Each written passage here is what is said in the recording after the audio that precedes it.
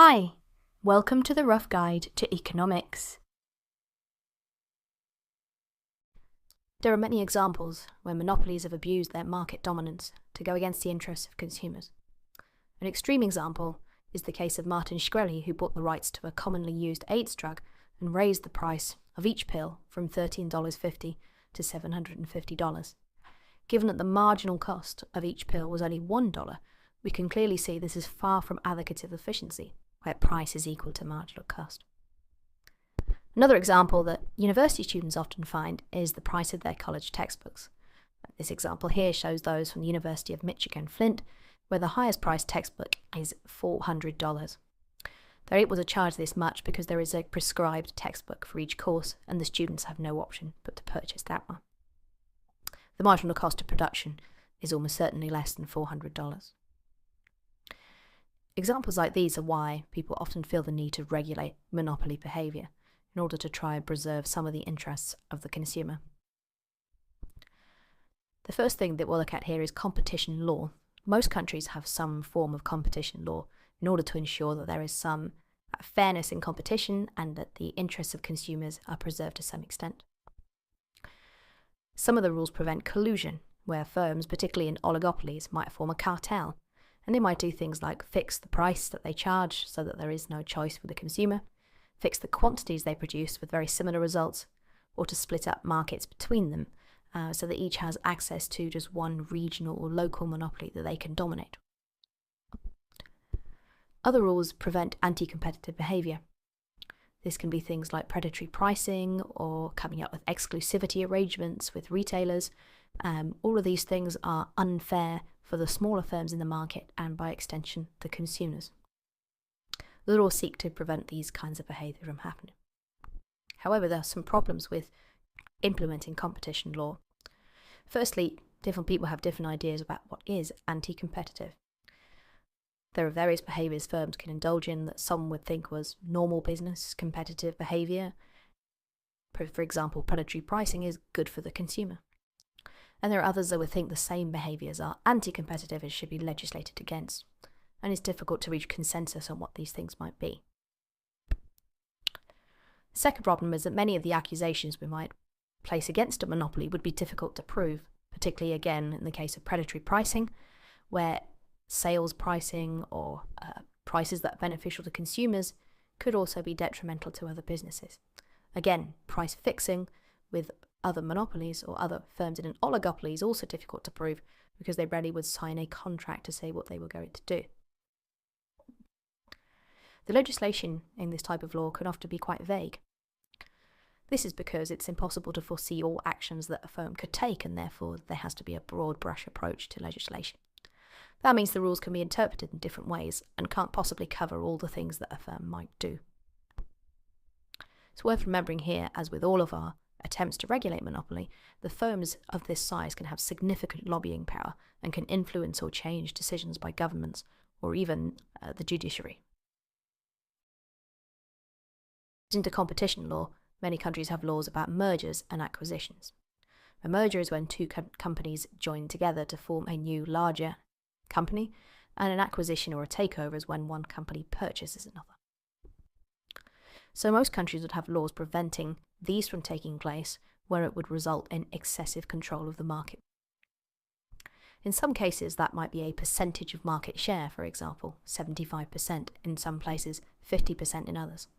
But sometimes it can be more vaguely written into the law, as in the UK, for example, where mergers are not allowed if it results in a substantial lessening of competition. We can immediately see a problem with that second approach, that this too is quite vague and open to interpretation. What is a significant lessening of competition? Sometimes a merger might be considered acceptable, even though it doesn't breach the threshold of market share that might be legislated against, while it may result in the bigger firm rapidly growing to that size shortly after the merger or acquisition has taken place, and this is quite clearly where the law would fall down. Different countries have different rules on these mergers, so therefore it's difficult with the majority of multinational firms try to adhere to laws in different places. And there's a question that we should ask whether all markets should have the same considerations.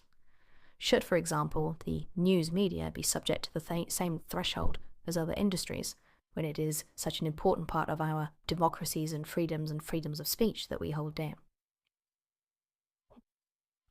Another alternative is to break up firms that become very large and dominant. The firms might be forced to break up into smaller firms in order to create competition. Other firms would more easily be able to enter that market. This has been quite common in some places amongst natural monopolies that were once nationalised and have since been privatised. A good example would be British Rail in the UK, where Railtrack was created as a company to look after the track, and other firms could compete with each other to provide rail services on that track. British Telecom was also broken into 3 firms, one that provided the cables, one that did telephone services, and one that provided internet services. The cable company is obliged to deal with all companies in the same way it would with the phone and internet services that used to be part of BT. And so new firms can enter the market and compete just in the area of phone calls or internet provision, rather than having to deal with all of the infrastructure necessary to provide these goods. Another example in the US was the breaking up of AT&T in the 1980s, which controlled all American telecommunications services until that time. It was broken up into 7 local regional monopolies. So there are some problems with this approach.